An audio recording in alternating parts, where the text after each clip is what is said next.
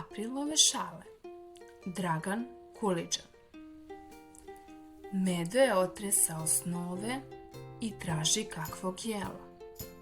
April mu reče: požuri, kruška je sasvim zrela. Pokupi davno iz šume zima košulje bele, već su gomilu meda skupile vredne pčele. Požuri, dobri medo, za hranu radost stara, a šuma sva zagraja, April te samo vara. Premudru tetaliju April u šetnji srete i stadeda je pita: kako si, kako dete?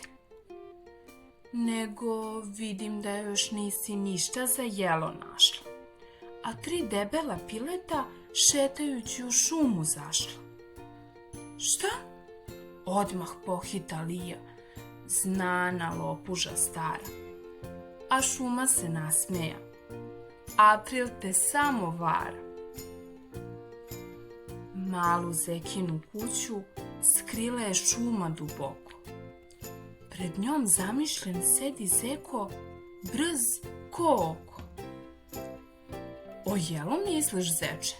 April ga naglo trše.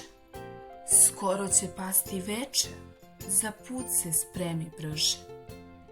Kad stigneš na kraj šume, tiho se spusti do sela.